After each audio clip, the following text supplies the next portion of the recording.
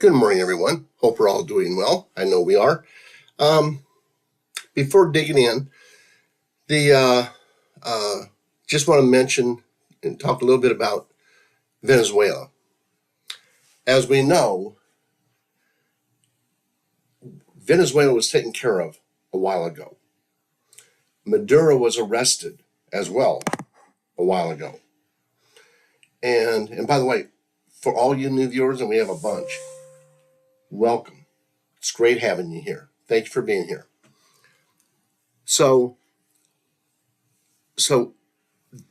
be prepared for also Mexico and all the other countries that are being run by corrupt regimes. They're going to be taken out, they're going to be removed.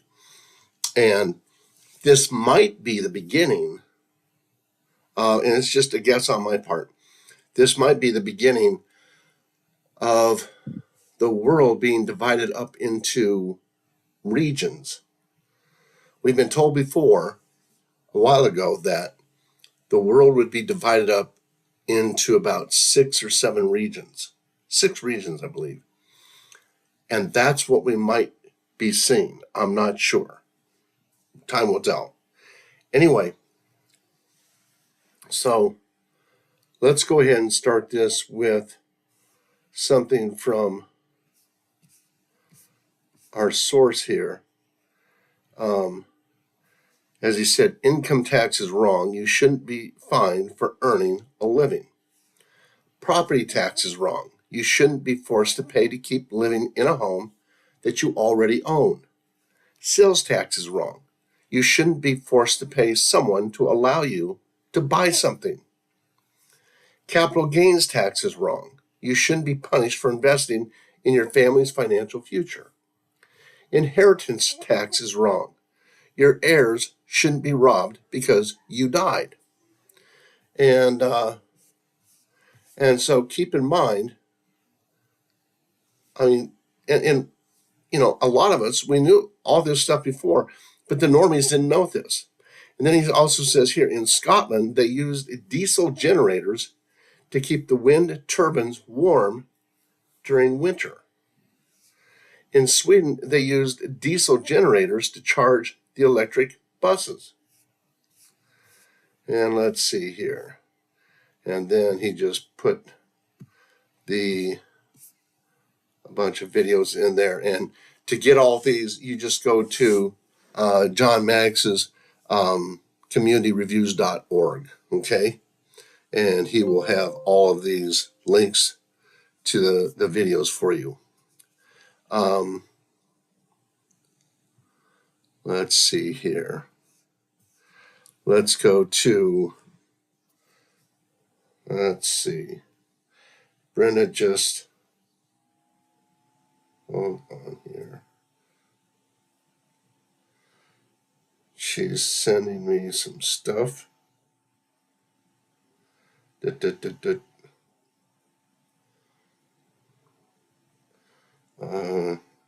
me get back to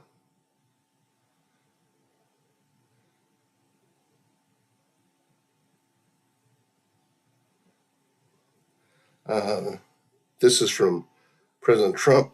He says, want to blow a snowflake's mind. Remind them, if Trump is impeached, this is going to really get him. If Trump is impeached, the House and not Senate, he can run 2 more times.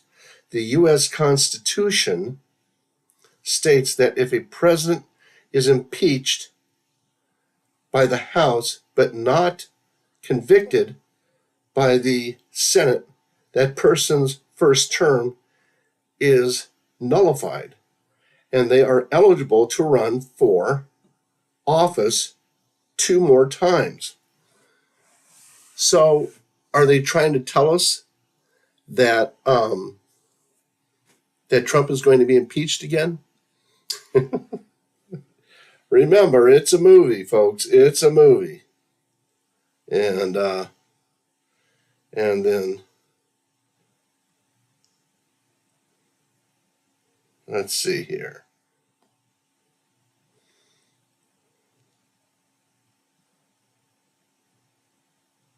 Please stop using these three phrases in your Venezuela coverage because you're not being neutral.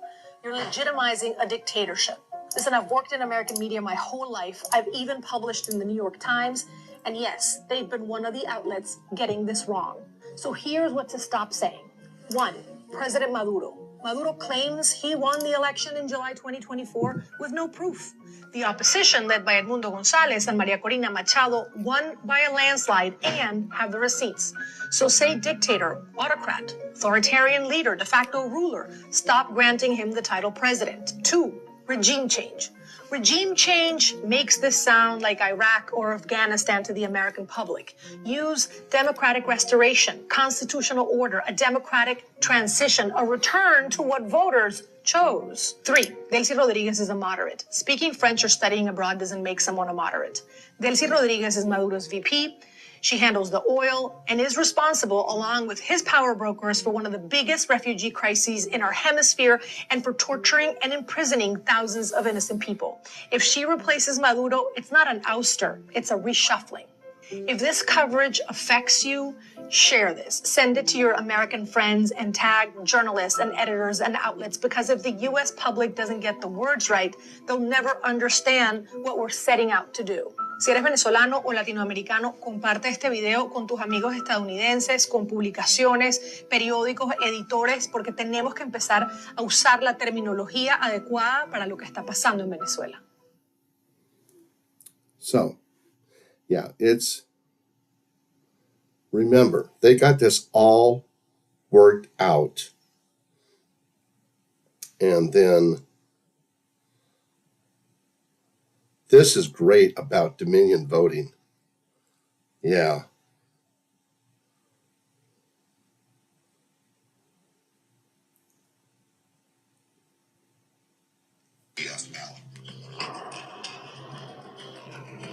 In other words, the printing process, appearance, is completely different than what you would get from a first generation PDF printing. We had approximately 25,000 ballots that were not created from the PDF that is used for the election process. So in other words, the election provider comes up with ballots, and it's specific to a geographical area, because the person that lives in this neighborhood might not be voting for the same people that live in that neighborhood or another neighborhood. So here in Maricopa County, from memory, you had 5,012 or something like that, just over 5,000 different permutations and combinations to the ballots. Then that's multiplied by 2 because there's a Spanish version that's available for each one of these ballots, but it's the same ballot with the same people, just in a different language.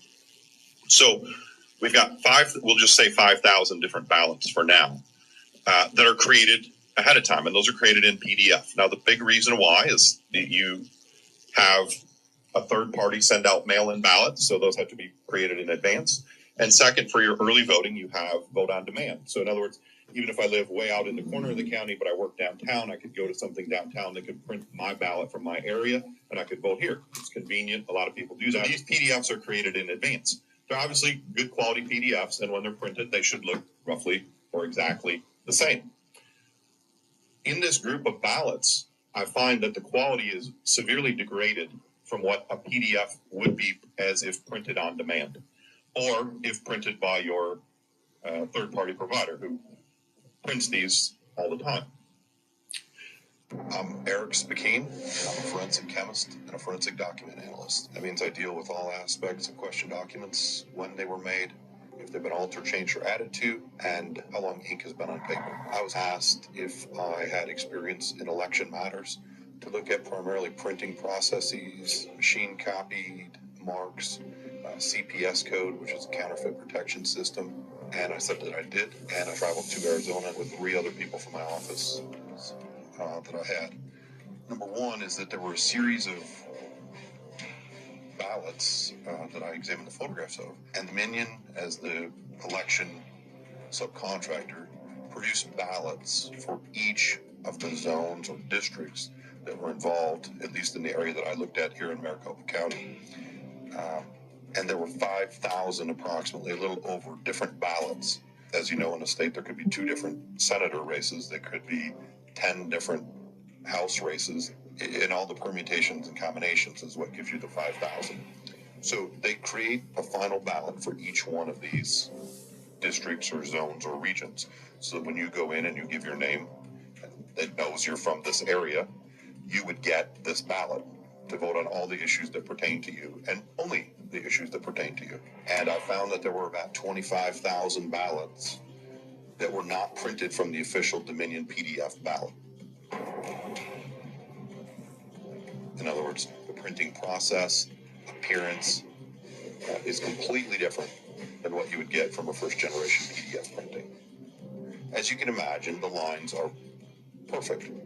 So they're perfectly straight, no breaks in them, the circles or ovals as they may be, and they're a solid line. When I examined some of the early voting ballots and election day ballots from various polling locations, there were about 25,000 that did not have printing from this perfect PDF, as you would expect, but instead had breaks in all the same places around an oval.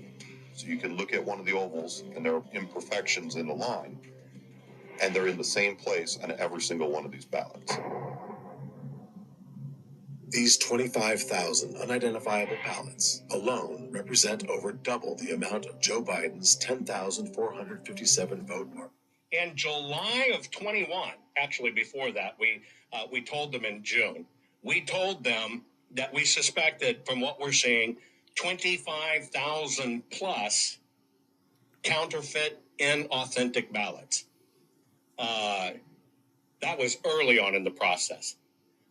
Again, because of propaganda by the GOP's attorney, the GOP, other conservative operatives, they planted the seed inside this that you can't trust that, no, that's not it, etc. You'll hear more about it.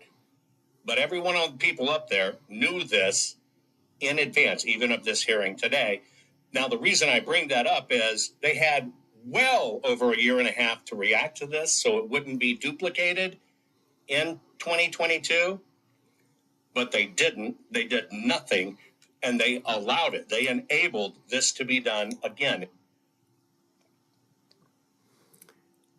So now I think people are going to begin to understand why not only are they destroying the Democrat Party, but they also need to destroy the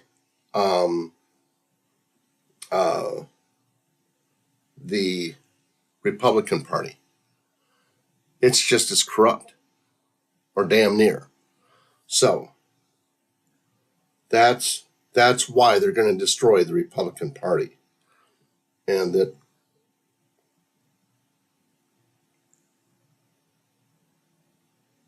Well, I referred also to the Iranians and their nuclear capabilities. The president said they will never get a nuclear bomb. The Iranians didn't believe it. He acted. He said the same thing about Maduro. He acted. He said the same thing with the Houthis. He acted. Southern border acted. We're going to do something about drugs. He's acting. We're acting with striking drug boats. This is a president of action. And you don't get peace in this dangerous world without strength. So there's been a lot of politicians that want to talk. They want to talk peace. They want to talk diplomacy. They want to talk negotiation. They want to talk globalism or international organizations. President Trump speaks through action. And so our allies understand that. They're stepping up, spending more. Our adversaries understand that. So all around the world should take notice.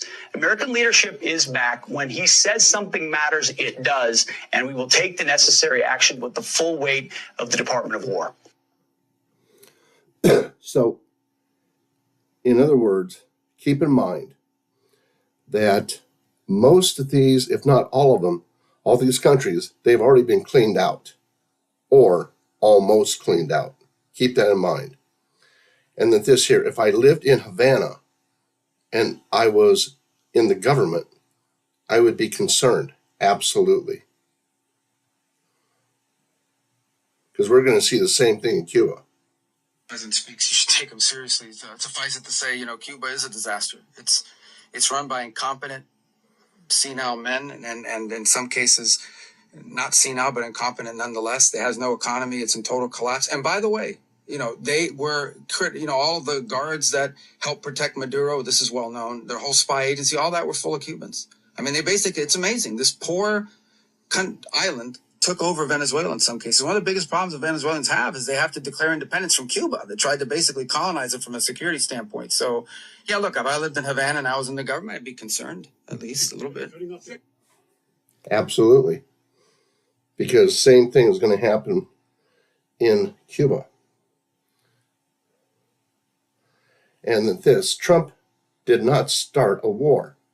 He enforced a warrant, and he will definitely go down as the greatest president of all times.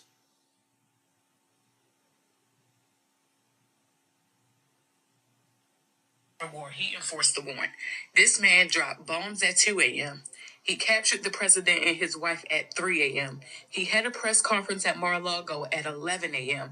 and he was running Venezuela by 12 p.m. That's what you call a boss, baby.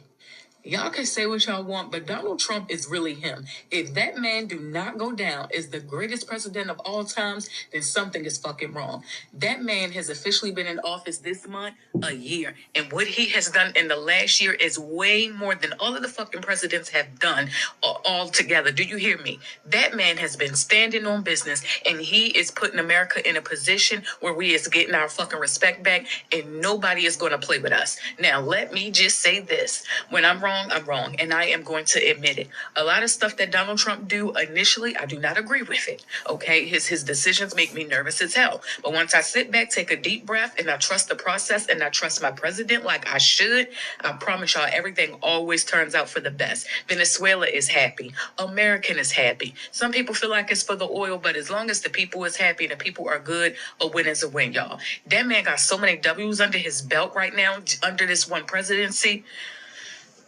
Him. Yes, she's right.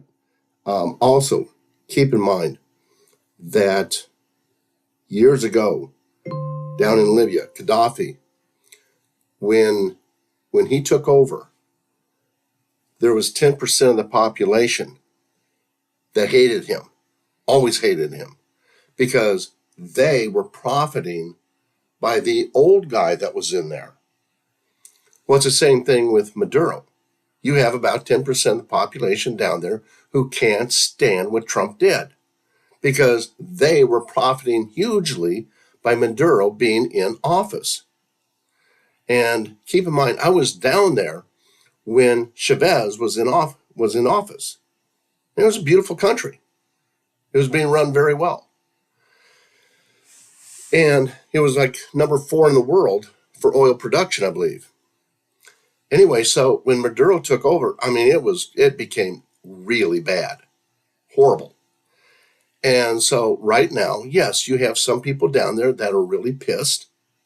It's about 10% of the population, but the vast majority are very happy to have Maduro been rid of. Absolutely.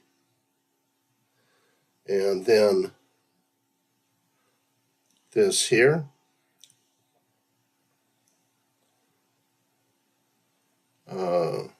Colombia's president, Petro. Watch yourself, Trump's not playing.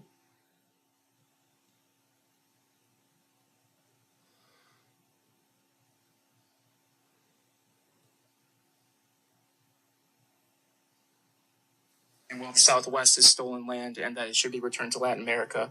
I just wanted to know what your response to that is. Well, he has to watch because, he's got drug factories. They make cocaine in Colombia. And he's no friend of the United States. He's very bad guy. And he's got to watch his ass because he makes cocaine and they send it into the United States of America from Colombia. Keep in mind, my guess is Colombia's already been cleaned out or close to it. So remember that. Okay. That is all for now. I want to thank you all for being here. Thank you for all you new people. Thank you for all you old people. By that, I just mean you've been with us a long time. God bless y'all. Have a great day. Bye-bye now.